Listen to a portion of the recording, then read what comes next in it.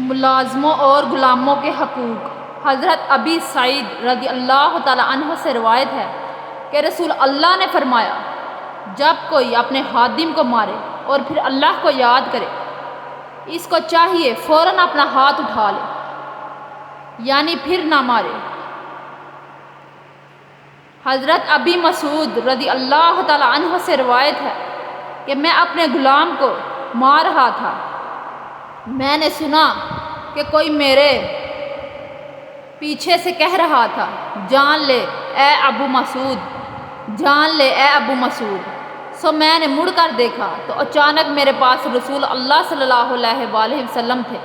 پھر آپ صلی اللہ علیہ وآلہ وسلم نے فرمایا، بے شک اللہ تجھ پر زیادہ قادر ہے اس سے کہ تو اس غلام پر ہے۔ ابو مسعود نے کہا کہ اس کے بعد میں کسی لونڈی اور غلام کو نہیں مارا۔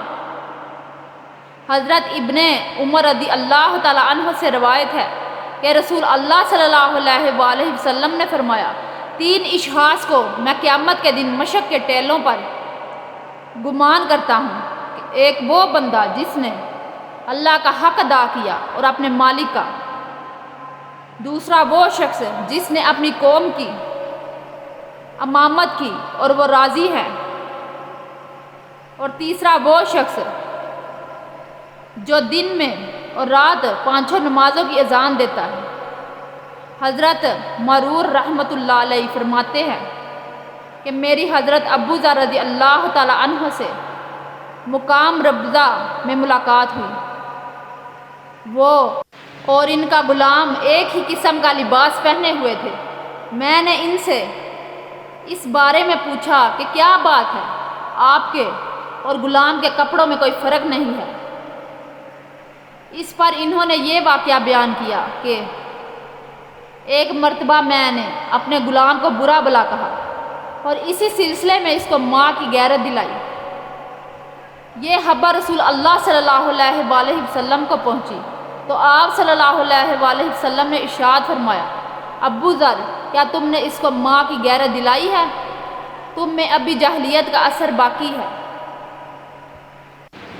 تمہارے ماتحت لوگ تمہارے بھائی ہیں، اللہ تعالیٰ نے ان کو تمہارا ماتحت بنایا ہے، لہذا جس کے ماتحت اس کا بھائی ہو، اس کو وہی کھلائے جو خود کھائے،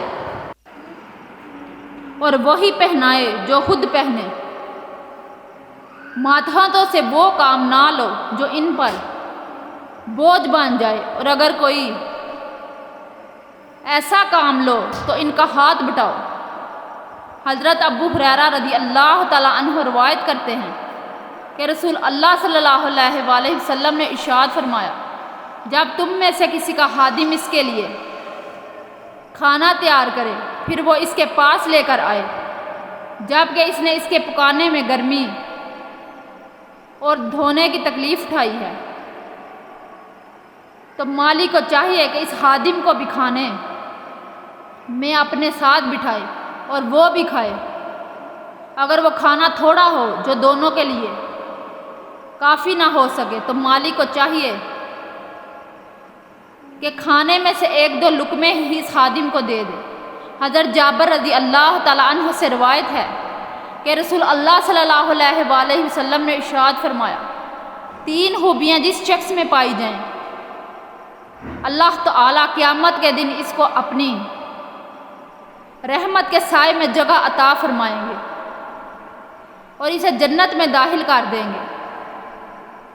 کمزوروں سے نرم برتاؤ کرنا، والدین سے مہربانی کا معاملہ کرنا، اور غلام سے اچھا سلوک کرنا۔